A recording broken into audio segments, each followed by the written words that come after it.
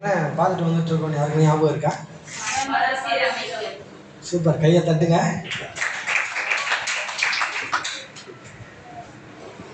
முன்னாடிலாம் நான் வந்து நின்றுட்டு நம்ம இதுக்கு முன்னாடி போன மாதம் என்ன பார்த்தோம் அப்படின்னு சொல்லி நான் கேட்டோம்னா எல்லாம் அப்படியே முழிப்பாங்க திருன்னு. ஆனால் இப்போ நம்ம சபை ரொம்ப நல்லா டெவலப் ஆயிடுச்சு. மன மறுசீரமைப்பு குறித்து நம்ம பார்த்துட்டு வந்துட்டுருக்குறோம்.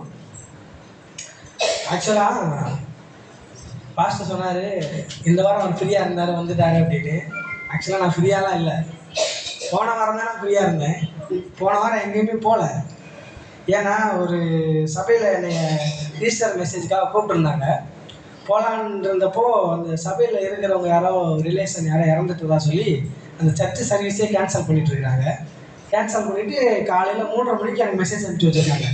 சர்வீஸ் கேன்சல் ஆகிட்டு இருக்கு இல்லை அப்படின்னு சொல்லி மெசேஜ் அனுப்பிச்சிட்ருக்காங்க. நானும் காலையில் வர பார்க்கவே இல்லை. சீக்கிரமாக பார்த்துட்டு இருந்தேன்னா வெளியில் எங்கேயாவது போயிருந்துருப்பேன். போல் அவர் காலையில் எழுந்திரிச்சு பார்க்குறேன் சர்ச்சு சர்வீஸே கேன்சல்னு எழுதி போட்டுருந்துச்சு. அப்புறம் என்ன பண்ணுறது, நம்ம தான் எப்போயுமே ஆன்லைன் சர்வீஸ் தான், லைவ் சர்வீஸ் தான். அதுக்காகவே பெரிய டிவி வாங்கி வீட்டில் மாட்டியிருக்கேன். 70-65 இன்ச்சு டிவி வாங்கி மாட்டியிருக்கேன். எல்லாம் லைவ் சர்வீஸ் பார்க்குறதுக்காகவே அதுக்காகவே வாங்கி மாட்டியிருக்கேன். வேறு எதுவுமே இந்த கேபிள் கனெக்ஷன் கொடுக்குறது, அந்த இதை கொடுத்து சீரியல் பார்க்குறது எதுவும் கிடையாது. நேராக ஃபோனை கனெக்ட் பண்ணுவா, நெட்டில் வச்சோமா லைவ் சர்வீஸ் தான், ஆன்லைன் சர்வீஸ் பார்க்குறதுக்காகவே அந்த டிவி வாங்கி மாட்டியிருக்கேன். லைவ் சர்வீஸ் தான் பார்த்தேன். இந்த வாரம் ஏன் ஃப்ரீ இல்லை அப்படின்னு சொல்லி சொன்னேன்னா, அதே சபையில் இந்த வாரம் கூப்பிட்டுருந்தாங்க. போன வாரம் நீங்கள் வரல, இந்த வாரம் வந்து பேசிட்டுங்க அப்படின்னு. நான் அவங்கள்ட்ட ஓகேன்னு சொல்லி தான் வச்சுருந்தேன். ஆனால் பாஸ்ட் மெசேஜ் அனுப்பிச்ச உடனே அவங்களுக்கு ஃபோன் பண்ணி, இல்லை என்னை வந்து ரெகுலராக கூப்பிட்ற சபையில் கூப்பிட்டுருக்குறாங்க, நான் அங்கே போய் தான் ஆகணும், நான் இங்கே தான் வந்துடுவேன்னு சொல்லிட்டு நான் இங்கே வந்துட்டுருக்கேன். என்ன அப்படின்னு நினச்சோம் அப்படின்னா, நான் வெளியில் போய் நிறையா சபைகள்லாம் பிரசங்கம் பண்ணுறேன். எல்லாம் இந்த மாதத்தில் 4 வாரம்னா 4 வாரமே என்னை கூப்பிடுறாங்க, நானும் போய் பிரசங்கம் பண்ணுறேன். ஆனால் எத்தனையோ சபைகளில் பிரசங்கம் பண்ணுறேன். எங்கே பிரசங்கம் பண்ணாலும் நான் இங்கே வந்து பிரசங்கம் பண்ணுற மாதிரி பிரசங்கம் பண்ணுற அளவுக்கு இங்கே நான் நின்று பேசும்போது கடவுள் எனக்கு கொடுக்குற வெளிப்பாடுகளாக இருக்கட்டும், கடவுள் எனக்கு கொடுக்குற தரிசனங்களாக இருக்கட்டும், பேசுகிற தீர்க்க தரிசனங்களாக இருக்கட்டும், இங்கே பேசுகிறது வந்து சொந்த வீட்டில் நின்று பேசுகிற மாதிரி எனக்கு ஒரு ஃபீலிங் இருக்குது. நீங்கள் நினைப்பீங்க நான் மெசேஜ் ஏற்கனவே ப்ரிப்பேர் பண்ணிட்டு வந்து இங்கே நின்று பேசுகிறோம் போல், வசனங்கள்லாம் எழுதி வச்சுட்டு வந்துடுறேன், ப்ரிப்பேர் பண்ணிட்டு வந்து பேசுகிறேன்னு நீங்கள் நிறையா பேர் நினைக்கலாம். ஆனால் நீங்கள் டைரி என்னைக்காக ஒரு நாள் நீங்கள் வேணால் வாங்கி ஓப்பன் பண்ணி பாருங்கள். நான் பேசுனதுக்கும் நான் எழுதி வச்சுட்டு வந்துருக்கிறதுக்கும் சம்மந்தமே இருக்காது. ஏன்னா நான் ஃபுல் பீட்டில் வந்து நின்னேன் அப்படின்னா கடவுள் எனக்கு என்ன வெளிப்படுத்துகிறாரோ, என்னை எதை குறித்து சொல்கிறாரோ அதை தான் நான் பேசுவேன். பேசி முடிச்சுட்டு நானே மொபைலில் ரெக்கார்டிங் போட்டு வச்சுட்டு நானே திரும்பி போய் கேட்பேன். கேட்கும்போது தான் எனக்கு தெரியும் கடவுள் இதெல்லாம் பேசியிருக்கிறாரு அப்படின்னு சொல்லி எனக்கு அப்போ தான் தெரிய வரும். இதெல்லாம் நம்ம பேசியிருக்கிறோம் அப்படின்னு சொல்லி எனக்கு அப்போ தான் தெரிய வரும். ஏன் சொல்ல வரேன் அப்படின்னா, இங்கே ஃபுல் வீட்டில் நின்று நான் பேசும்போது சொந்த ஒரு தாய் வீட்டில் நின்று பேசுகிற மாதிரி கடவுள் எனக்கு வெளிப்பாடுகளை நிறையா கொடுத்துருக்கிறாரு. அதே போல் தான் ஒரு புதிய வெளிப்பாடோடு இன்றைக்கி நான் வந்திருக்கிறேன். என்ன அப்படின்னு கவனித்தோம் அப்படின்னா, போன வாரம் நான் வந்திருந்தேன்னா நான் உங்களுக்கு என்ன பேசியிருக்கணும் அதை நான் இன்றைக்கி பேசணும்னு விரும்புகிறேன். என்னன்னா, குட் ஃப்ரைடே மெசேஜ் நான் பேசலை, ஈஸ்டர் மெசேஜ் நான் பேசலை. அது ரெண்டையும் இன்னைக்கு நான் உங்களுக்கு கொடுக்கணும்னு விரும்புகிறேன். நம்ம திருப்பலாம், ஒரு வசனத்துக்கு நேரம் திருப்பலாம்.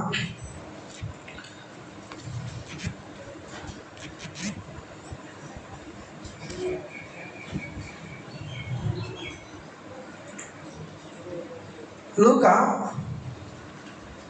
மத்தேயு 26வது அதிகாரம் 38வது வசனம். அப்பொழுது அவர் என் ஆத்துமா மரணத்துக்கு ஏதுவான துக்கம் கொண்டிருக்கிறது, நீங்கள் இங்கே தங்கி என்னோட கூட விழித்திருங்கள் என்று சொல்லி, வாசிங்க, சற்று அப்புறம் போய் முகங்குப்புற விழுந்து, என் பிதாவே இந்த பாத்திரம் என்னை விட்டு நீங்க கூடுமானால் நீங்கும்படி செய்யும். ஆகிலும் என் சித்தத்தின்படி அல்ல, உம்முடைய சித்தத்தின்படியே ஆக கடவுது என்று ஜெபம் பண்ணினார். இது என்ன அப்படின்னு கவனிச்சிங்க அப்படின்னா, இயேசு வந்து சிலுவைக்கு போறதுக்கு முன்னாடி நடந்த விஷயம். நீங்க மார்க்கு திருப்புங்க. மார்க் எழுதின புஸ்தகத்துல 14வது அதிகாரம் 34வது வசனம். மார்க்கு 14வது அதிகாரம் 34வது வசனம்.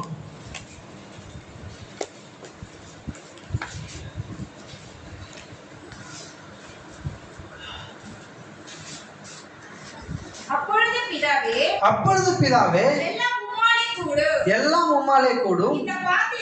இந்த பாத்திரத்தை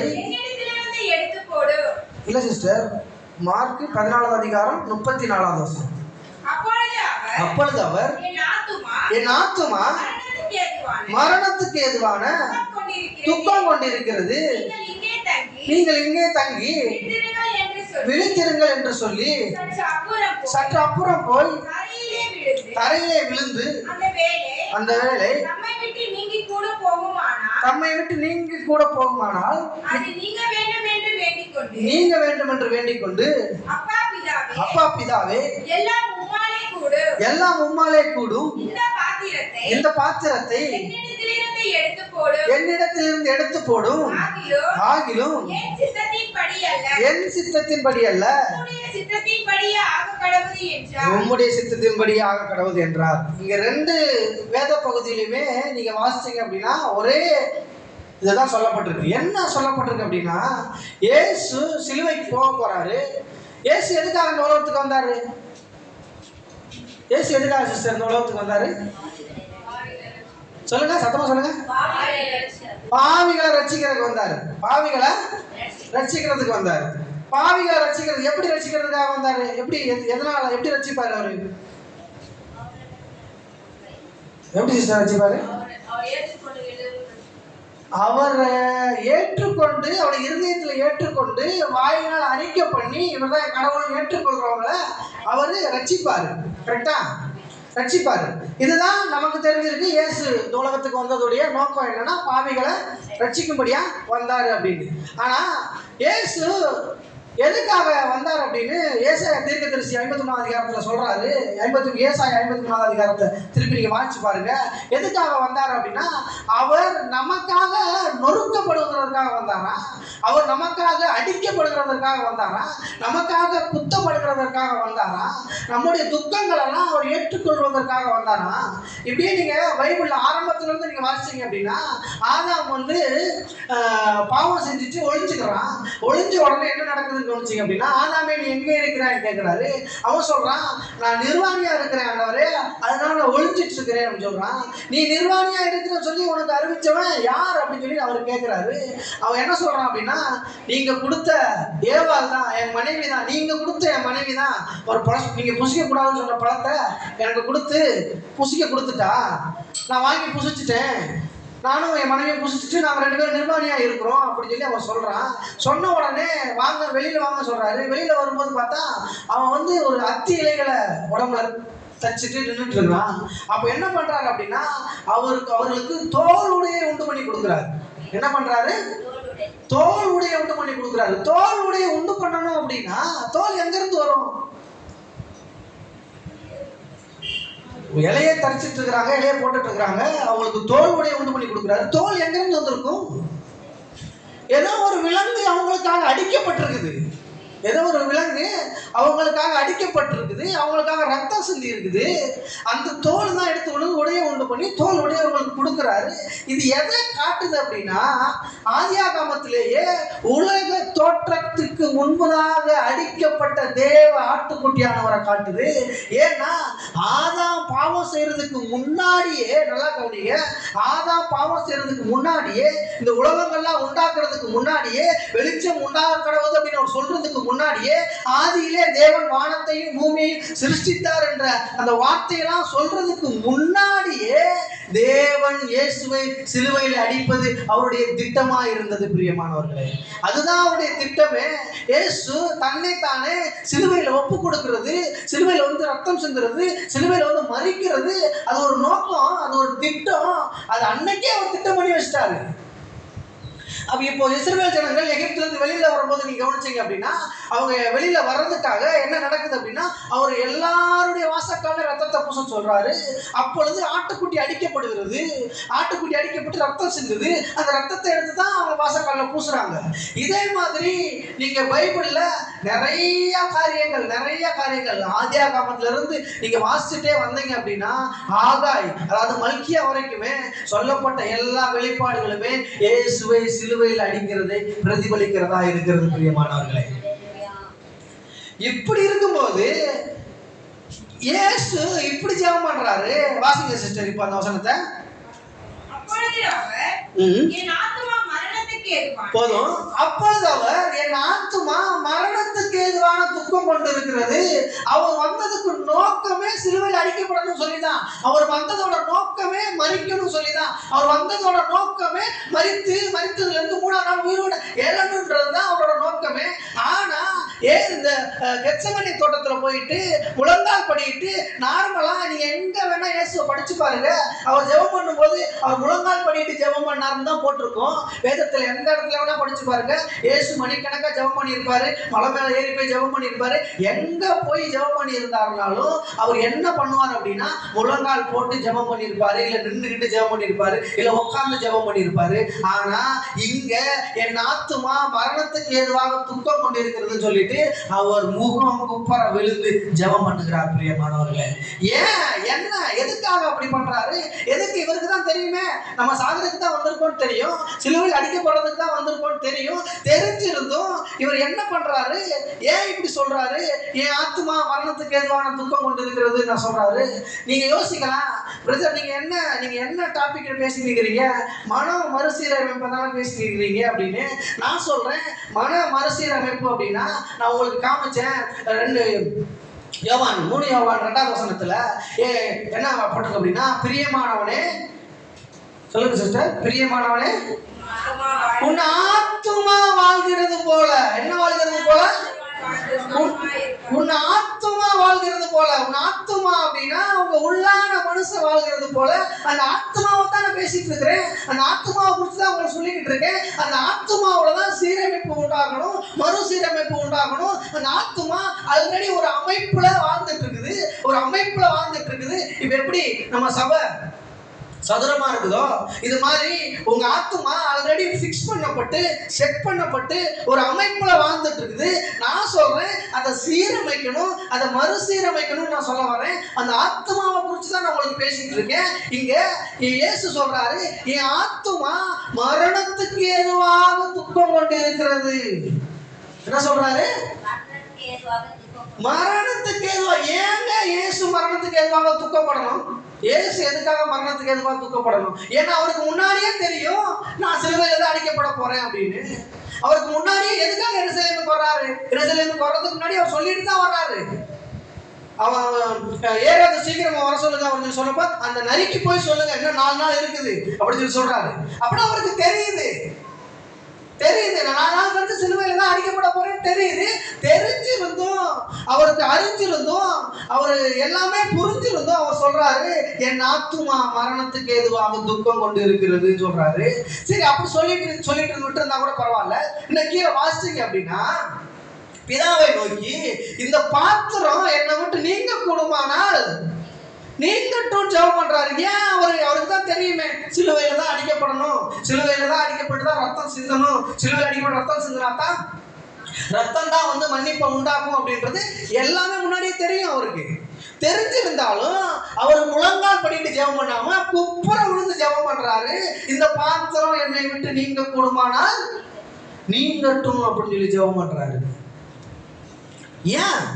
அவருக்குலாம் தெரியும்ல முன்னாடியே, அதுக்காகத்தான் வந்திருக்கிறோம்னு தெரியும், இப்படிதான் அடிக்கப்பட போறோம்னு தெரியும், சிலுவையில நம்மளை அடிக்க போறாங்கன்னு தெரியும், சிலுவையில நம்ம குத்த போறாங்கன்னு தெரியும், சிலுவையில நம்மளை வந்து காரி துப்ப போறாங்கன்னு தெரியும். அவருக்கு எல்லாமே தெரிஞ்சிருந்தும் இயேசு அந்த தோட்டத்துல போயிட்டு ஜெபம் பண்ணும் போது அவர் முகம் குப்புற விழுந்து இந்த பாத்திரம் என்னை விட்டு நீங்க கூடுமானால் நீங்கட்டும், என் ஆத்துமா மரணத்துக்கு ஏதுவாக துக்கம் கொண்டு இருக்கிறது அப்படின்னு சொல்லி சொல்றாரு. நம்ம இதுக்கு முன்னாடிலாம் நம்ம நிறையா பிரசங்கங்கள்லாம் கேட்டிருப்போம். சிலுவையை குறித்து நம்ம பிரசங்கம் கேட்டோம் அப்படின்னா, எதுக்காக நான் இயேசு வந்தாருன்னு நான் இப்போ கேட்டேன் இல்லையா? கேட்ட உடனே நீங்கள் என்ன சொன்னீங்க? பாவிகளை ரட்சிக்கும்படியா வந்தாரு. சரி, கரெக்ட் தான். பாவிகளை ரட்சிக்கும்படியா தான் வந்தாரு. பாவிகளை எப்படி அவர் ரட்சிச்சார் அப்படின்னா, அவர் உலகத்தில் இருக்கிற ஆதாம் முதலா இனிமேல் கடைசி பிறக்க போகிற குழந்தை வரைக்கும் உலகத்தில் இருக்கிற ஒட்டுமொத்த மனுக்குலத்தின் பாவத்தை தன்னுடைய சிலுவையில தன்னுடைய தலையின் மீது ஏற்றுக்கொண்டார் அவர். ஏன் ஏற்றுக்கொண்டார் அப்படின்னா, அவர் பரிசுத்தவான். அவர் ஒரு பாவம் செய்யாத நீதிமான். அவரு இப்ப பாவத்தின் சம்பளம் தான் மரணம். அவர் பாவம் செய்யாத மனுஷன். அவரு பாவத்தை எண்ணத்துல கூட கொண்டு வராத மனுஷன். பாவத்தை தன்னோட கண்ணால கூட பார்க்கறதுக்கு இல்லை. அவர் வெறுக்கிற மனுஷன். அவர் சாகணும், சிலுவையில சாகணும் அப்படின்னா, ஏன்னா சொல்லப்பட்டிருக்குது பாவத்தின் சம்பளம் தான் மரணம். அப்போ அவர் சாகணும் அப்படின்னா அவர் பாவம் செஞ்சிருக்கணும்னு அவர் செய்யல. அவர் என்ன பண்ணார் அப்படின்னா, நம்மளுடைய பாவத்தை அவர் ஏற்றுக்கொண்டார். என்ன பண்ணாரு? நம்மளுடைய பாவத்தை அவர் ஏற்றுக்கொண்டார் சிலுவையில. நம்முடைய பாவத்தை அவர் ஏற்றுக்கொண்டது நிமித்தமாக அவர் சிலுவையில் அடிக்கப்பட்டார். அதே மாதிரி இன்னொன்று நம்ம கவனிச்சோம் அப்படின்னா, நம்மளுடைய சாபத்தை அவர் ஏற்றுக்கொண்டாரு. எதை ஏற்றுக்கொண்டாரு? நம்மளுடைய சாபத்தை அவர் ஏற்றுக்கொண்டாரு. நீங்க பாவத்தை ஏற்றுக்கொண்டாரு அப்படின்னு நீங்க பார்க்கணும்னு நினைச்சீங்க அப்படின்னா, பாவத்தை அவர் ஏற்றுக்கொண்டது நிமித்தமாக நம்மளுக்கு நீதி உண்டாயிருக்கிறது. நீங்க ரோமர் 5ஆம் அதிகாரம் 19, 9 எடுத்து வாசிங்கன்னா அது போட்டிருக்கோம். அப்புறம் ரெண்டாவது என்ன கவனிச்சிங்க அப்படின்னா, சாபத்தை அவர் ஏற்றுக்கொண்டாரு. நல்லா கவனிங்க, சாபத்தை அவர் ஏற்றுக்கொண்டாரு, ஆசீர்வாதத்தை நம்மளுக்கு கொடுத்துட்டாரு. அது கலாத்தியர் 3ஆம் அதிகாரம் 13, 14 படிச்சு பார்த்தீங்கன்னா இருக்கும். அதே மாதிரி நோய்களை அவர் ஏற்றுக்கொண்டாரு, சுகவீனத்தை அவர் ஏற்றுக்கொண்டாரு, வியாதியை அவர் ஏற்றுக்கொண்டாரு, சுகத்தை நம்மளுக்கு கொடுத்துருக்கிறாரு, ஆரோக்கியத்தை நம்மளுக்கு கொடுத்துருக்கிறாரு, நல்வாழ்வு நம்மளுக்கு கொடுத்துருக்கிறாரு. நீங்க 1 பேதுரு 2ஆம் அதிகாரம் 24 வாசிச்சு பார்த்தீங்கன்னா, அவருடைய தழும்புகளால் நம்ம குணமானோம் அப்படின்னு போட்டிருக்குது. இதெல்லாம் யார் எழுதுனது அப்படின்னு கவனிச்சிங்கன்னா, ஒன்று பவுல் எழுதியிருப்பாரு, பேதுரு எழுதியிருப்பாரு, அந்த இவங்கெல்லாம் சீசர்கள்லாம் எழுதியிருப்பாங்க. இன்னும் மேலே போனோம் அப்படின்னா 1 கொரிந்தியர் 8ஆம் அதிகாரம் 9ஆம் வசனத்தில் போட்டிருக்குது, எல்லாருடைய தரித்திரங்களையும் அவர் சிலுவையில் ஏற்றுக்கொண்டுட்டு நம்மளை எல்லாரையும் ஐஸ்வர்யவான்களாய் மாற்றி இருக்கிறார் அப்படின்னு போட்டிருக்குது. இன்னும் கவனிச்சோம் அப்படின்னா, நம்மளுடைய எல்லாருடைய மரணத்தை அவர் ஏற்றுக்கொண்டுட்டு நம்மளுக்கு நித்திய ஜீவனை கொடுத்துருக்கிறார் அப்படின்னு சொல்லிட்டு ரோமர் 8ஆம் அதிகாரம் 1 கொரிந்தியர் 15ஆம் அதிகாரம் 2 தீமோத்தேயு 1ஆம் அதிகாரத்தெல்லாம் போட்டிருக்குது. இதெல்லாம் நான் ஏன் உங்களுக்கு இப்ப சொல்றேன் அப்படின்னா, இதே மாதிரி எப்படி இயேசு உங்களுடைய பாவத்தை சிலுவையில் ஏற்றுக்கொண்டாருன்னு யாரெல்லாம் நம்புறீங்க? இயேசு என்னுடைய பாவத்தை சிலுவையில் ஏற்றுக்கொண்டாருன்னு யாரெல்லாம் நம்புறீங்க? ஓகே. இயேசு என்னுடைய சாபத்தை சிலுவையில் ஏற்றுக்கொண்டாரு யாரெல்லாம் நம்புறீங்க? என்னுடைய தரித்திரத்தை சிலுவையில் ஏற்றுக்கொண்டாரு யாரெல்லாம் நம்புறீங்க? இதெல்லாம் நம்புறீங்கல்ல? ஏன்னா இதெல்லாமே ஏற்கனவே போதிச்சிருப்பாங்க உங்களுக்கு. நான் ஒரு போன டைம் சிலுவையில் போதிக்கும் போது இதெல்லாம் போதிச்சிருக்கிறேன். இயேசு பாவத்தோட சிலுவையில் ஏற்றுக்கொண்டாரு. இயேசுடைய சாபத்தை சிலுவையில் பாவத்தை ஏற்றுக்கொண்டதுனால இயேசுக்கு மரணம் வந்துச்சு. ஏன்னா பாவத்தை ஏற்றுக்கொள்ளல அப்படின்னா அவர் பரிசுத்தவான், அவர் நீதிமான், அவரால் மறிக்க முடியாது. பாவத்தை ஏற்றுக்கொண்டதுனால என்ன வந்துச்சு? மரணம் வந்துச்சு. அவர் நம்முடைய சாபத்தை ஏற்றுக்கொண்டதுனால தான் அவருக்கு மரணம் வந்துச்சு. நம்முடைய தரித்திரத்தை அவர் ஏற்றுக்கொண்டதுனால தான் அவருக்கு மரணம் வந்துச்சு. இப்ப இவர் சொல்றாரு, என் ஆத்துமா மரணத்துக்கு ஏதுவான துக்கம் கொண்டு இருக்கிறது அப்படின்னு சொல்லி சொல்றாரு. என்ன சொல்றாரு? என் ஆத்துமா மரணத்துக்கு ஏதுவான துக்கம் கொண்டு இருக்கிறதுன்னு சொல்றாரு. நீங்க 2 தீமோத்தேயு 1ஆம் அதிகாரம் 7ஆம் வசனத்தை நம்ம வாசிக்கலாம். 2 தீமோத்தேயு 1ஆம் அதிகாரம் 7ஆவது வசனம்.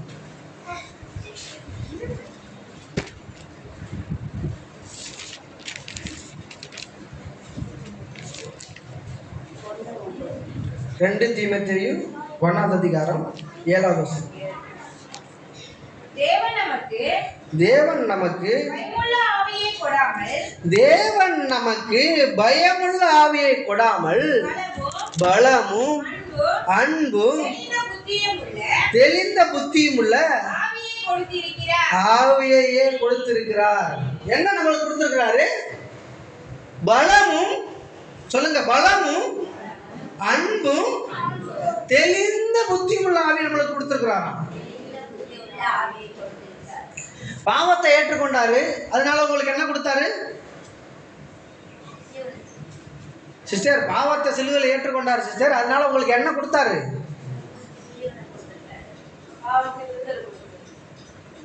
பாவத்திலிருந்து விடுதலை கொடுத்தாரா?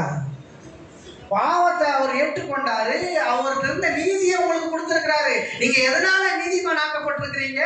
நீங்க இயேசு தன்னுடைய பாவத்தை சிலுவையில் ஏற்றுக்கொண்டதுனாலதான் நீங்க நீதிமான் ஆக்கப்பட்டிருக்கிறீங்க. ரோமர் 5ஆம் அதிகாரத்தை போய் வீட்டுல போய் படிச்சு பாருங்க, நீங்க எப்படி நீதிமான் ஆக்கப்பட்டிருக்கிறீங்க அப்படின்னு போட்டிருக்கோம். சரி, நோயை சுகவீனத்தை நோயை வியாதியெல்லாம் அவர் ஏற்றுக்கொண்டார், உங்களுக்கு என்ன கொடுத்திருக்கிறாரு? என்ன சிஸ்டர்?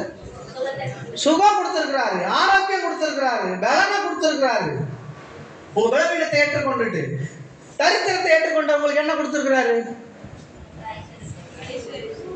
தரித்திரத்தை ஏற்றுக்கொண்டிருக்க ஐஸ்வர்யம். எல்லாத்துக்கும் வசனம் இருக்குது. 1 Corinthians 8:9 வாசிச்சு பாருங்க. அவர் எல்லாருடைய தரித்திரத்தை ஏற்றுக்கொண்டாரு, ஐஸ்வர்யத்தை நம்மளுக்கு கொடுத்திருக்கிறாரு. இப்படி பார்த்தோம் அப்படின்னா நான் கேட்கிறேன், அவர் சொல்றாரு என் ஆத்துமா மரணத்துக்கு ஏதுவான துக்கம் கொண்டு இருக்கிறதுன்னு சொல்றாரு. உங்களுக்கு என்ன கொடுத்திருக்கிறாருன்னு போட்டிருக்குது அப்படின்னா 2 தீமோத்தேயு 1ஆம் அதிகாரம் 7ஆம் வசனத்துல வாசிங்க சிஸ்டர். தேவன் நமக்கு பயமுள்ள ஆவியை கொடாமல் பலமும் அன்பும் தெளிந்த புத்தியும் உள்ள ஆவியை கொடுத்திருக்கிறார். நான் கேட்டேன், இப்ப பாவத்தை எடுத்துக்கிட்டாரு, உங்களுக்கு என்ன கொடுத்திருக்காரு அப்படின்னு கேட்டேன். யாருக்குமே தெரியல, யாருமே எதுவுமே சொல்லல. ஆனா நீங்க இதுக்கு முன்னாடி நான் பிரசங்கம் பண்ணி இருக்கிறேன். இயேசு பாவத்தை ஏற்றுக்கொண்டதுனால நீங்க எல்லாம் நீதிமான்கள் ஆக்கப்பட்டு இருக்கிறீங்க அப்படின்னு நான் ஏற்கனவே உங்களுக்கு பிரசங்கம் பண்ணி இருக்கிறேன். சாபத்தை அவர் ஏற்றுக்கொண்டாரு. சாபத்தை ஏற்றுக்கொண்டதுனால என்ன நடந்துச்சு அப்படின்னா, மரத்திலே தூக்கப்பட்ட எவனும் சபிக்கப்பட்டவன் என்று எழுதியிருக்கிறபடி நான் கிறிஸ்து நமக்காக சாபமாகி நம்மை எல்லா சாபங்களுக்கும் நீங்களாக்கி நம்மை மீட்டுக் கொண்டார் என்றால் மீட்டுக் கொண்டதோடு முடியல. ஆபிரகாமுடைய எல்லா ஆசீர்வாதங்களும் உங்களுக்கு சொந்தமாகும்படி நம்மளை சாபத்திலிருந்து மீட்டுக் கொண்டார் அப்படின்னு நான் ஏற்கனவே உங்களுக்கு பிரசங்கம் பண்ணியிருக்கிறேன். ஆனா நான் இப்ப கேட்டேன், பாவத்து எடுத்து சிலுவையில் ஏற்றுக்கொண்டார் சிஸ்டர், உங்களுக்கு என்ன கொடுத்துருக்கிறாரு அப்படின்னு கேட்டா நம்ம எல்லாம் திரு முழிக்கிறோம், என்ன கொடுத்துருக்காருன்னு தெரியல. அதே மாதிரி நல்லா கவனிங்க, அதே மாதிரி நம்ம பிரசங்கம் கேட்கறதா இருக்கட்டும், நம்ம வாக்கியங்களை ஆராய்கிறதா இருக்கட்டும், ஒரு வெளிப்பாடை பெற்றுக்கொள்ளுகிறதா இருக்கட்டும், அதை நம்மளுடைய வாழ்க்கையில நடைமுறைப்படுத்துறோமோ இல்லையோ, அதை நம்ம மனதிலேயாவது இருதயத்திலேயாவது ஏற்றுக்கொள்ளணும், இருதயத்துல எழுதி வச்சுக்கொள்ளணும். தூக்கத்துல எழுப்பினா கூட சிஸ்டர் உங்களுக்கு எதுக்காக இயேசு மரிச்சிருக்காரு தூக்கத்தை எழுப்பி கேட்டா, என் பாவத்தை ஏற்றுக்கொண்டு என்னை நீதிமான் ஆக்கி இருக்கிறார்னு சொல்ற அளவுக்கு உங்களுடைய உள்ளான மனுஷன் ஆத்துமாவில் நீங்க எழுதி வச்சுக்கொள்ளணும். நைட்டு 12 மணிக்கு நான் வந்து எழுப்பி உங்களை கேட்கிறேன், நீங்க நீதிமானா அப்படின்னு கேட்டா, ஆமா நான் நீதிமான் தான், என் பாவத்தெல்லாம் ஏசு ஏற்றுக்கொண்டாரு சொல்லணும். நீங்க ஆசீர்வாதம் பெற்றுக்கொண்டிருக்கீங்கன்னா, ஆமா எனக்கு ஆபிரகாமுடைய ஆசீர்வாதம் எனக்கு சொந்தமா இருக்குது, ஏன்னா என் சாபத்தெல்லாம் ஏசு சிலுவையில் ஏற்றுக்கொண்டாருன்னு நீங்க சொல்லணும். இப்ப நான் உங்களுக்கு என்ன சொல்ல வரேன் அப்படின்னா, ஏன் ஏசு சிலுவையில் அடிக்கப்படணும்னு தெரியும் அவருக்கு, மரிக்கணும்னு தெரியும் அவருக்கு, ரத்தம் சிந்தணும்னு தெரியும் அவருக்கு. ஆனா கூட அவர் போய் கெத்செமனே தோட்டத்துல போயிட்டு முழங்கால் போடாம குப்புற விழுந்து சொல்றாரு, என் ஆத்துமா மரணத்துக்கு ஏதுவான துக்கம் கொண்டிருக்கிறதுன்னு சொல்றாரு. ஏன் சொல்லணும், எதுக்கு சொல்லணும் அவரு? நான் சொல்றேன் கேளுங்க, ஏன் சொல்லணும், எதுக்கு சொல்லணும் நான் சொல்றேன். இன்னைக்கு நீங்க கேளுங்க, நான் உங்களுக்கு சொல்றேன் ஏன் சொல்லணும் அப்படின்னா, எப்படி இயேசு என் பாவத்தை சிலுவையில் ஏற்றுக்கொண்டாரோ, எப்படி சாபத்தை அவர் சிலுவையில் ஏற்றுக்கொண்டாரோ, எப்படி அவர் தரித்திரத்தை அவர் சிலுவையில் ஏற்றுக்கொண்டாரோ, எப்படி என் மரணத்தை அவர் சிலுவையில் ஏற்றுக்கொண்டாரோ, அதே போல உங்க ஆத்துமாவிலே இருக்கிறதான, உங்க ஆவிக்குரிய எண்ணத்துல இருக்கிறதான, உங்க சிந்தனையில இருக்கிறதான, நான் மரிச்சு போயிருவேன், நான் 50 வயசு வந்தா மரிச்சு போயிருவேன், 60 வயசு வந்தா மரிச்சு போயிருவேன், நோய் வந்தா மரிச்சு போயிருவேன், நான் செத்து போயிருவேன்ற உங்க ஆத்மாவிலே ஆழ்மனதிலே இருக்கிறதான எண்ணம், உங்க ஆழ்மனதிலே இருக்கிறதான சிந்தனை, ஒட்டுமொத்த மனுக்குலத்தினுடைய மரணத்துக்கு ஏதுவான எல்லா சிந்தனைகளையும் இயேசு தன்னுடைய ஆத்மாவிலே வாங்கினார். பிரியமானவர்களே, ஒட்டுமொத்த மனுக்குலத்தின் பயத்தையும் உங்களுக்கு பயத்தின் ஆவியை கொடாமல் அப்படின்னா, உங்களுடைய எல்லா பயத்தின் ஆவியையும், உங்க எல்லா அறியாமையின் ஆவியையும், உங்களுடைய எல்லா முட்டாள்தனத்தின் ஆவிகளை எல்லாம் இயேசு தன்னுடைய ஆத்துமாவிலே வாங்கினார். அவர் சொல்லுகிறார், நான் உங்களுக்கு பயத்தின் ஆவியை கொடாமல் பலமும் அன்பும் தெளிந்த புத்தியுள்ள ஆவியை நான் உங்களுக்கு தருகிறேன். என்ன அவர் ஏன் வந்து என் ஆத்மா மரணத்துக்கு ஏதுவான துக்கம் கொண்டு இருக்கிறது அப்படின்னு ஜெபிக்கிறார் அப்படின்னா அவரே ஜெபிக்கல, இயேசுவே ஜெபிக்கல. அவர் எங்க ஏன் அப்படி ஜெபிக்கிறார் அப்படின்னா அவர் சிலுவையில் ஏன் அடிக்கப்படுறாரு அப்படின்னா அவரே அடிக்கப்படல, அவருக்காக அடிக்கப்படல, அவர் உங்களுக்காக அடிக்கப்பட்டார், உங்களுடைய பாவத்திற்காக அடிக்கப்பட்டார், என்னுடைய பாவத்திற்காக அடிக்கப்பட்டார், உங்களுடைய சாபத்திற்காக அடிக்கப்பட்டார், என்னுடைய சாபத்திற்காக அடிக்கப்பட்டார். கெத்செமனே தோட்டத்திலே அவர் குப்புற விழுந்து கதறல, உங்களுடைய ஆத்மாவில் இருக்கிறதான மரணத்துக்கு ஏதுவான எல்லா எண்ணங்களையும் அவர் இருதயத்திலே அவருடைய ஆத்மாவிலே வாங்கி கொண்டு அவர் குப்புற விழுகல, நீங்களும் நானும் தான் அங்க குப்புற விழுந்து கதறோம், இந்த பாத்திரம் என்னை விட்டு நீங்க கூடுமானால் நீங்கட்டும் என்று.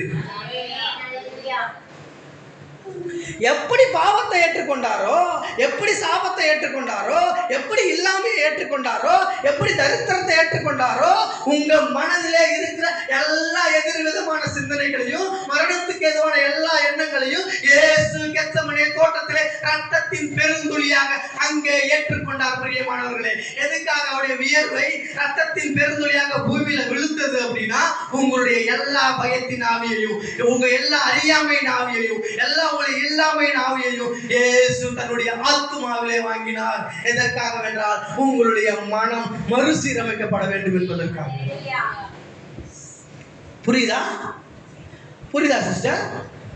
இன்னும் வாசிக்கலாம். ஏசாயா 53வது அதிகாரம் 7வது வசனம். அவர் நொறுக்கப்பட்டும் ஒடுக்கப்பட்டும் இருந்தார், ஆனாலும் தம்முடைய வாயை அவர் திறக்கவில்லை. அடிக்கப்பட்டும்படி கொண்டு போகிறபடி ஒரு ஆட்டுக்குட்டியை போலவும், தன்னை மயிர் கத்திருக்கிறவனுக்கு முன்பாக சத்தமில்லாதிருக்கிற ஆட்டை போலவும் அவர் தம்முடைய வாயை திறவாதிருந்தார். கவனிங்க, இயேசுவை சிலுவையில் அடிக்கிறதுக்காக கொண்டு போறாங்க. அவர் எப்படி இருந்தாரா? வாசி சிஸ்டர், எப்படி இருந்தாரா? அவர் நொறுக்கப்பட்டும் ஒடுக்கப்பட்டும் இருந்தார், ஆனாலும் தம்முடைய வாயை அவர் திறக்கவில்லை. தம்முடைய வாயை அவர் திறக்கலையா? வாயை அவர் திறக்கல. ஏன் அவர் வாயை திறக்கல? எதனால அவர் வாயை திறக்கல? என்ன அப்படின்னு கவனிச்சிங்க அப்படின்னா, இப்போ கவனிங்க, இப்போ நம்ம எல்லாரும் இங்கே இருக்கிறோம், ஏதோ தப்பு பண்ணியிருக்கோம், தப்பு பண்ணலன்னு விடுங்க. இப்போ என்னைய சிலுவையில் அடிக்கிறதுக்காக எடுத்துகிட்டு போகிறாங்க. அப்போது சிலுவையில் அடிக்கிறதுனா இப்போ ஏதோ ஒரு தண்டனை, மரண தண்டனைக்கு நேராக என்னை எடுத்துகிட்டு போகிறாங்க. நல்லா கவனிங்க, எடுத்துகிட்டு போகிறாங்க. ஆனால் அந்த தப்பை நான் பண்ணலை. நல்லா கவனிச்சுக்கோங்க. இப்போது என்னை வந்து மரண தண்டனைக்காக எடுத்துகிட்டு போகிறாங்க. ஆனால் அந்த மரண தண்டனைக்கு நான் பாத்திரவான் கிடையாது, அந்த தப்பை நான் பண்ணலை. அப்படி இருக்கும்போது இப்போ நான் என்ன பண்ணுவேன் அப்படின்னா, நான் நீதிமான்றதை, நான் நல்லவன்றதை, நான் அந்த தப்பை பண்ணலைன்றதை எப்படிலாம் நிரூபிக்க முடியுமோ என்னோட எண்ணத்தை யூஸ் பண்ணி, என்னோட சிந்தனையை யூஸ் பண்ணி, என்னோட பவரை யூஸ் பண்ணி நான் என்ன பண்ணுவேன், எப்படி நம்ம இதிலிருந்து தப்பிக்கலாம்னு யோசித்து, வக்கீல் வச்சு, ஆள் வச்சு, நீதிபதியெல்லாம் பார்த்து நான் கிடையாது இப்படிலாம் சொல்லி என்னென்னலாம் பண்ண முடியுமோ, நான் வந்து என்னை மரணத்துக்கு எதுவாக சாவர கொண்டு போறீங்க அப்படின்னு வாயை மூடிட்டு இருப்பேனா? பரவாயில்ல, அதான் தீர்ப்பு கொடுத்துட்டாங்கல்ல, சாகலாம். அந்த தப்பு நான் பண்ணவே இல்லை. அப்போ நான் கேட்குறேன், நான் குறைவுள்ள மனுஷன், எனக்கு அந்த அளவுக்குலாம் அறிவு ஞானம்லாம் இல்லாத மனுஷன், நானே என்ன பண்ணுறேன் அப்படின்னா, நான் பண்ணாத தப்புக்கு எனக்கு தண்டனை கொடுக்க போனாங்க அப்படின்னா அதை சரியில்லை தவறு நிரூபிக்கிறதுக்காக என்னாலான எல்லா காரியங்களையும் செய்கிறேன். ஆனால் இவர் உண்மையிலேயே எந்த தப்பும் செய்யாத மனுஷன், எந்த ஒரு தப்பு செய்யாதவர், யாருக்கும் ஒரு எறும்புக்கு கூட தீங்கு நினைக்காத இந்த மனுஷன். இது மட்டும் கிடையாது, இவர் வந்து வானங்களை ஞானங்களினால் உண்டாக்கின தேவன். அறிவுல குறைவுள்ள நானே என்னோட அறிவை யூஸ் பண்ணி எப்படியாவது இதுல இருந்து தப்பிச்சிடலாம், எப்படியாவது இதுல இருந்து வெளியில வந்துடலாம் அப்படி யோசிக்கிறேன். ஆனா சகலத்தையும் உண்டாக்கின கடவுள், வானங்களை ஞானங்களினால் உண்டாக்கின கடவுள். இந்த உலகத்திலேயே ஞானவான் யாருன்னு கேட்டோம் அப்படின்னா சாலமோன் தான் ஞானவான் சொல்றாங்க. அவனுக்கு ஈக்குவலா இந்த உலகத்துல யாருமே இது வரைக்கும் பிறந்ததும் கிடையாது, அவனுக்கு ஈக்குவலா இந்த உலகத்துல யாருமே இனி பிறக்க போறதும் கிடையாது அப்படின்னு வேதத்தில் எழுதப்பட்டிருக்குது. அந்த சாலமோனையே உண்டாக்குன இந்த கடவுள் எவ்வளவு ஞானவானா இருப்பாருன்னு யோசிச்சு பாருங்க. இவ்வளவு ஞானத்தை தனக்குள்ள வச்சுட்டு இவர் அடிக்கிறதுக்காக கூட்டு போறாங்க. கூட்டு போய் பிலாத்து முன்னாடி நிப்பாட்டுறாங்க. பிலாத்து கேட்கறான், உன்னை விடுதலை ஆக்கணும்னு நினைச்சா எனக்கு அதிகாரம் இருக்கு, நீ வந்து சொல்லு, வாயை திறக்க கேட்கறான். ஆனா இவர் ஒன்றுமே பேசாதவர் போல அமைதியா நிற்கிறார். மயிர் கத்தரிக்கிறதற்கு இழுத்து கொண்டு போகப்படுகிற ஆட்டுக்குட்டியை போல, அடிக்கப்படுவதற்கு கொண்டு போகப்படுகிற ஒரு ஆட்டுக்குட்டியை போல வாயை திறவாதவராக நின்று கொண்டிருக்கிறார். பிரியமானவர்களே, ஏன் எதுக்கு நிரூபிக்கல நான் நீதிமான் தான் அப்படின்னு? எதுக்கு அவர் நிரூபிக்கல நான் தான் வந்து நல்லவன் அப்படின்னு? எதுக்கு நிரூபிக்கல? ஏன் அவர் நிரூபிக்கல அப்படின்னா, நல்லா கவனிங்க.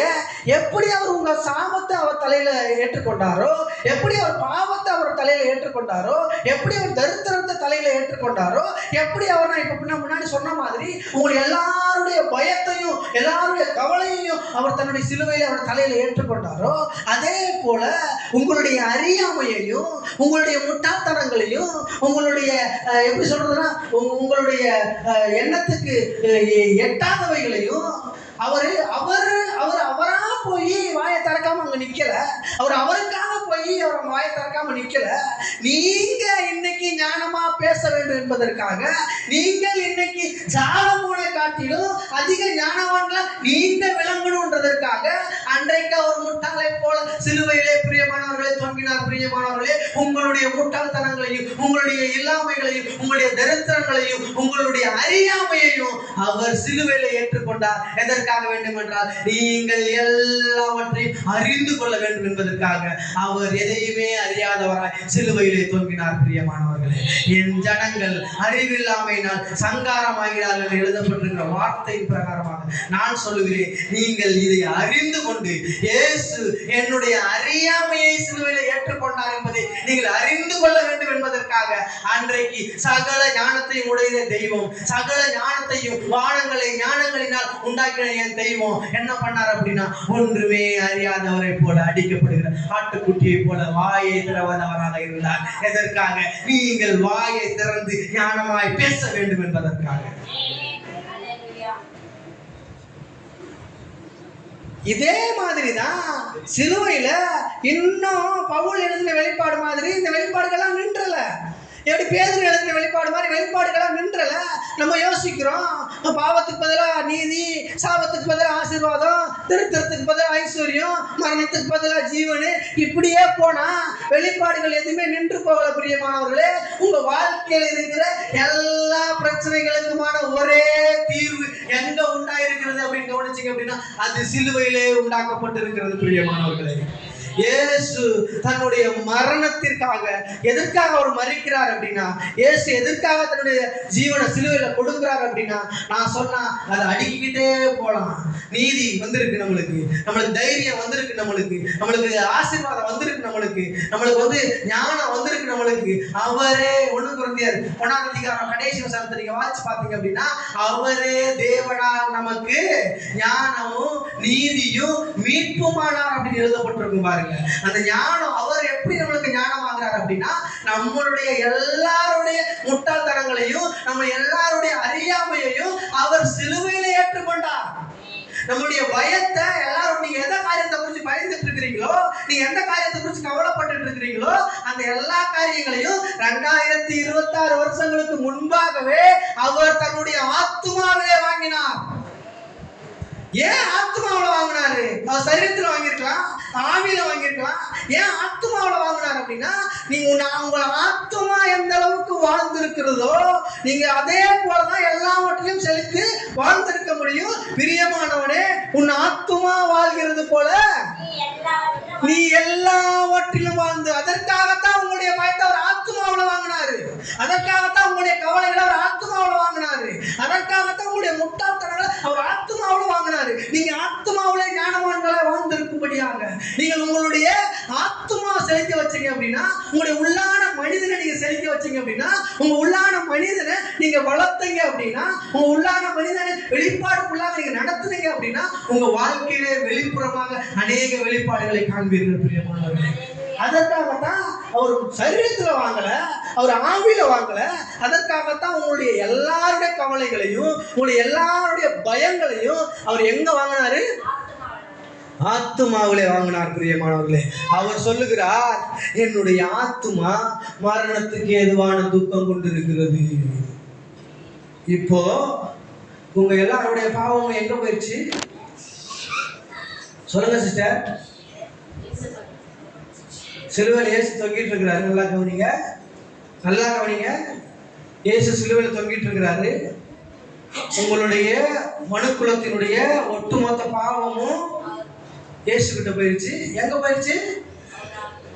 எங்க போயிருச்சு? திரும்பி சொல்லுங்க. சிலுவைக்கு போயிருச்சு. கவனிங்க, நல்லா கவனிங்க. சிலுவையில இயேசு தொங்கிட்டு இருக்கிறாரு. நீங்க சிலுவையில தொங்கிட்டு இருக்க இயேசுவை நீங்க பாக்குறீங்க.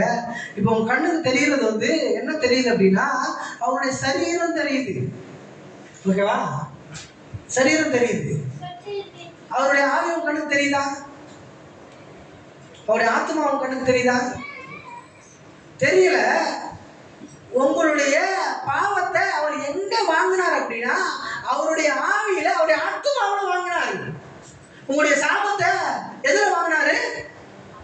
அவருடைய ஆவியில ஆத்மாவில் வாங்கினார். சரீரத்துல வாங்கல. நல்லா கவனிங்க, சரீரத்துல வாங்கல. உங்களுடைய பயத்தை எங்க வாங்கினாரு? ஆவியில வாங்கினாரு. உங்களுடைய அந்த அறியாமையையும் நீங்க ஞானவான்களா மாறுபடியால உங்களுடைய அறியாமையெல்லாம் அவர் என்ன வாங்கினாரு? ஆவியில வாங்கினாரு. ஆவியில வாங்கினாரு. ஆவியில வாங்கிட்டு அவர் சொல்றாரு, நல்லா கவனிங்க, பிதாவே, நல்லா கவனிங்க, பிதாவே என்னுடைய சரீரத்தை உங்களுடைய கையில அப்படியா சொன்னாரு? என் ஆவிய உங்களுடைய கையில ஒப்பு கொடுக்கிறேன்னு சொன்னாரு. உங்களுடைய பாவம் எல்லாம் இப்ப எங்க இருக்கு? உங்களுடைய அறியாமையெல்லாம் எங்க இருக்கு? உங்களுடைய கவலை எல்லாம் எங்க இருக்கு? உங்களுடைய தரித்திரம் எல்லாம் எங்க இருக்கு? வாங்கினாரு சிஸ்டர், வாங்கினவரா இல்ல.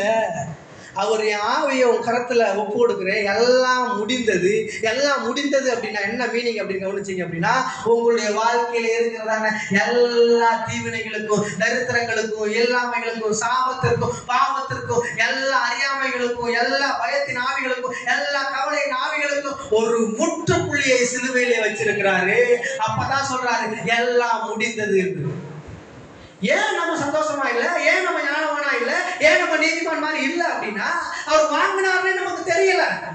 நான் சொல்றேன், இன்னைக்கு ஒட்டு மொத்தத்தையும் அவருடைய ஆவியில வாங்கினாரு. வாங்கினவரா இல்ல பிரியமானவர்களே. அங்க இருந்து கிளம்பி பாதாளத்துக்கு போறாரு. எதுக்கு பாதாளத்துக்கு போறாரு அப்படின்னா, நல்லா கவனிங்க, உங்களுடைய பாவத்தையும் உங்களுடைய சாபத்தையும் உங்களுடைய எல்லாமையும் உங்களுடைய தரித்திரத்தையும் ஒட்டு மொத்தத்தையும் அவர் சரீரத்தில் வாங்கல. சரீரத்தை இங்க விட்டுட்டு நீங்க கொடுத்த எல்லா பாவத்தையும் சாபத்தையும் இல்லாம தரித்திரத்தையும் எடுத்துக்கொண்டுட்டு உங்க கண்ணுக்கே தெரியாத ஒரு இடத்துக்கு, இருக்கிறதுலயே ஆழமான ஒரு இடத்துக்கு போறாரு. அங்க போய் பாதாளத்துல இருக்கிறதான எல்லா அக்கினினாலும் அங்க அவியாத அக்கினி இருக்குது. அங்க போயிட்டு உங்களுடைய பாவங்களை சாபங்களை எல்லாமே தரித்திரத்தை ஒட்டு மொத்தத்தை உதறி தள்ளி நெருப்பினாலே எரித்து விட்டு மேலே வந்து எழுப்பி நிற்கிறார். என் தேவன் உயிரோடு வந்து நிற்கிறார்.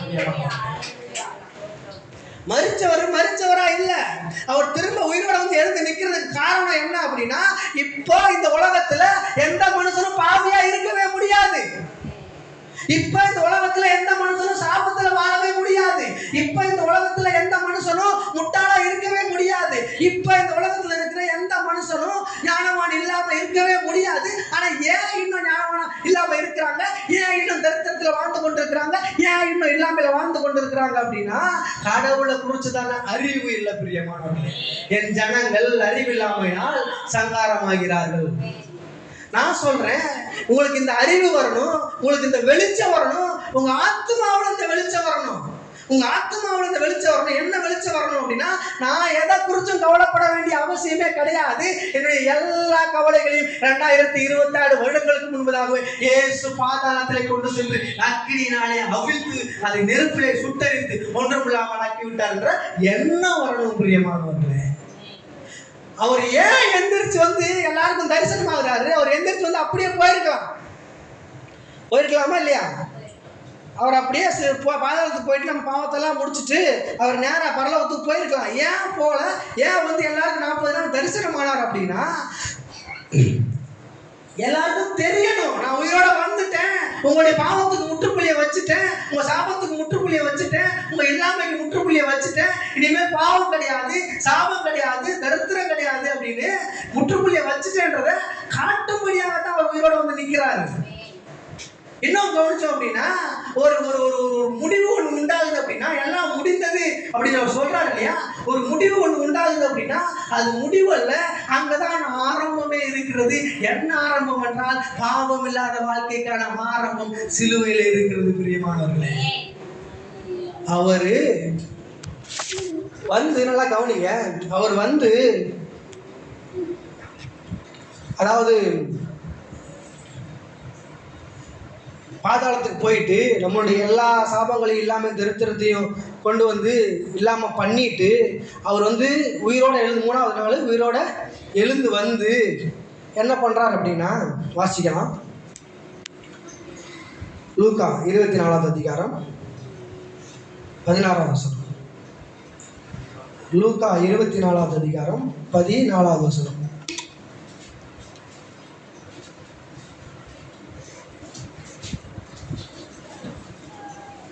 13ல இருந்து வாசிங்க. லூக்கா 24:13.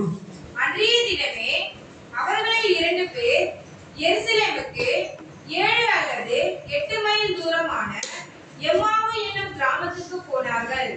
போகையில் இந்த வர்த்தமானங்கள் யாவையும் குறித்து அவர்கள் ஒருவரோடு ஒருவர் பேசிக் கொண்டார்கள். இப்படி அவர் பேசி சம்பாஷித்துக் கொண்டிருக்கையில் இயேசு தாமே சேர்ந்து அவர்களுடனே கூட நடந்து போனார்.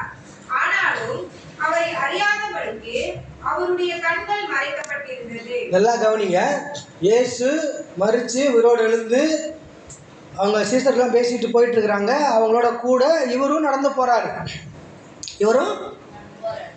போறாரு. போகும்போது நிறைய விஷயங்களை பேசிட்டு போறாங்க. நீங்கள் 16லேருந்து அப்படியே வாட்சி பார்த்தீங்க அப்படின்னா 31 வரைக்கும் நீங்கள் வாட்சிங்கன்னா இந்த காரியம் தான் இருக்கும். அப்படியே பேசிக்கிட்டே போகிறாங்க.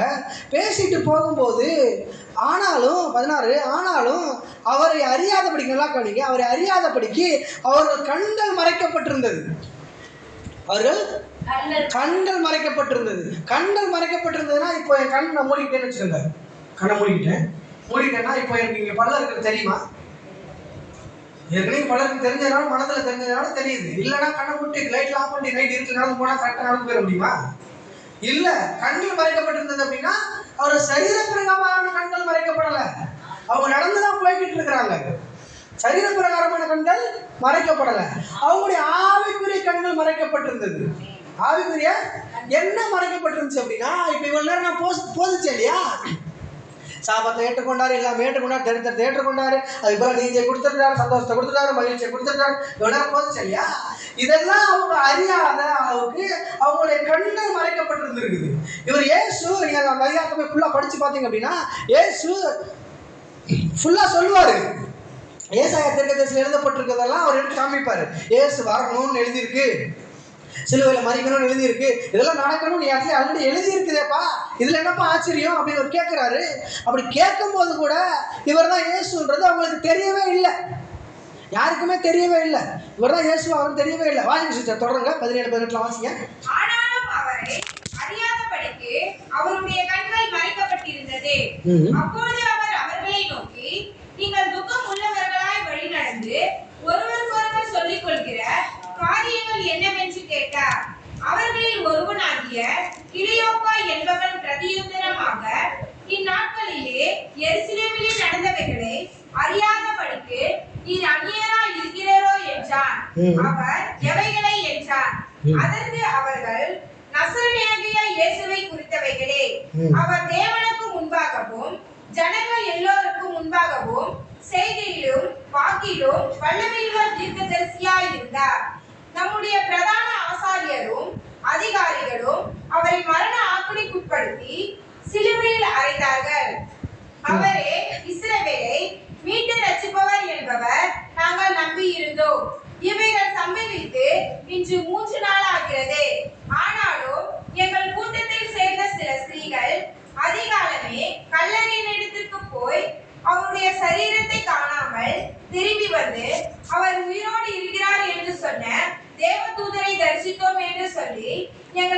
பிரதிஷ்டை பண்ணினார்கள். 27 வாசிங்க சிஸ்டர்.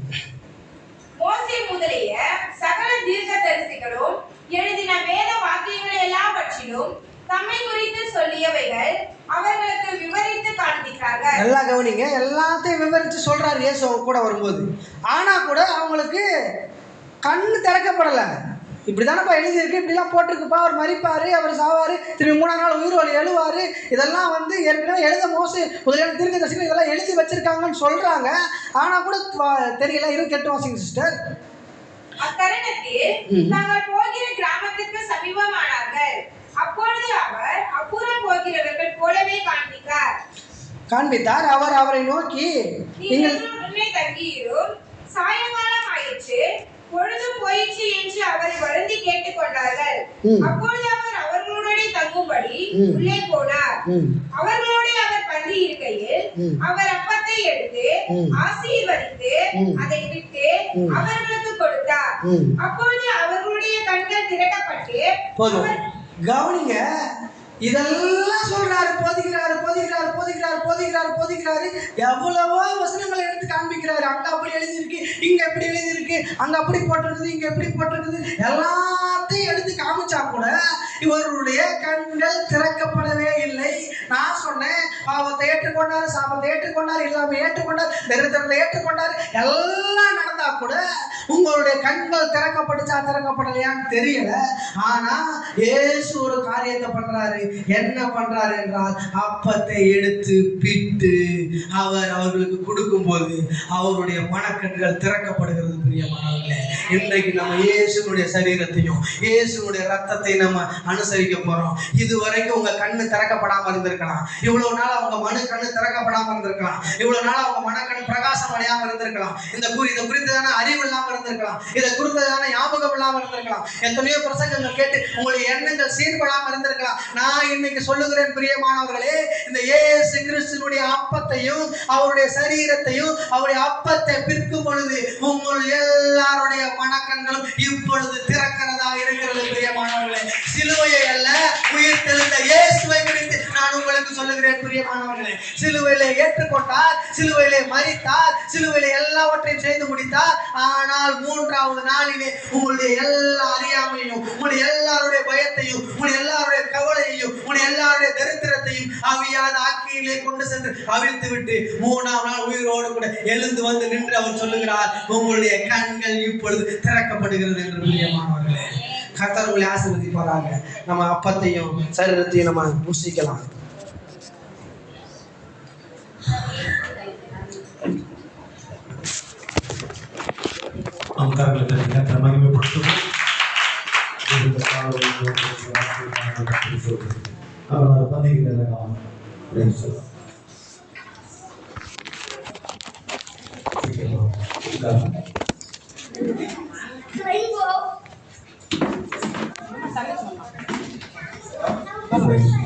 Gracias.